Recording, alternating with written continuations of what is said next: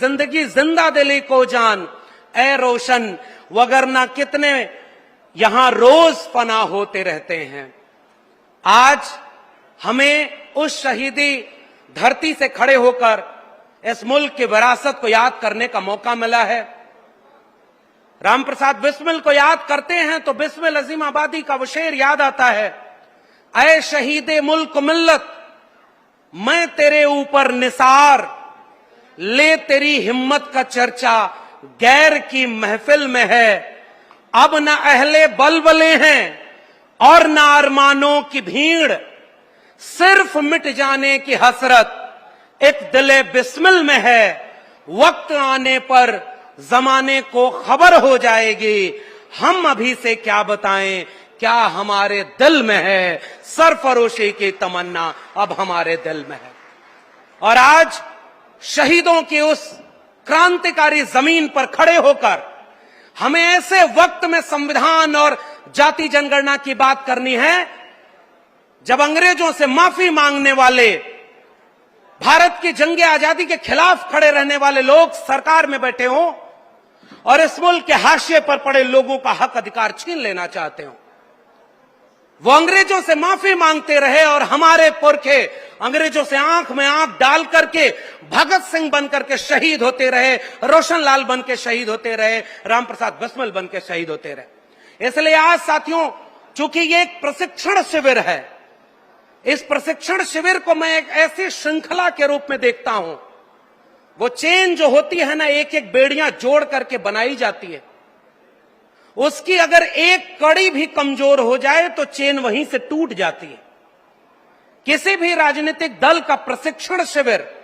उस श्रृंखला की तरह है कि आखिरी पायदान पर खड़ा उसका सिपाही और उसके सबसे बड़े पायदान पर खड़ा उसका नेता। अब कल्पना करिए कि आपके पास तो एक ऐसा बहुआयामी प्रगतिशील आधुनिकता की सोच से लैस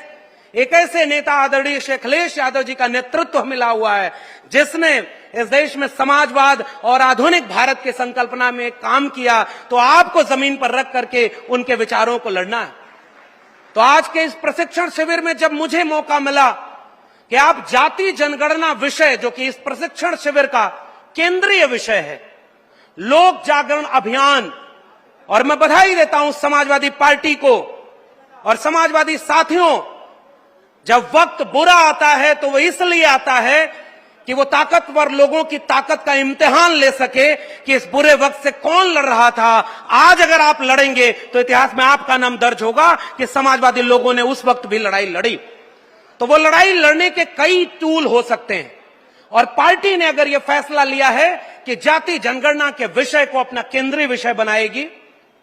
इस देश में हाशिए पर पड़े हुए लोगों को मुख्य धारा में लाएगी, उनके हक अधिकार की बात करेगी, तो उसका सबसे केंद्रीय विषय है जाति जनगणना का। कल्पना करिए साथियों,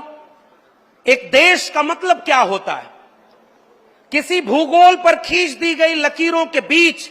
आने वाले जमीन के टुकड़े से देश नहीं बनता है।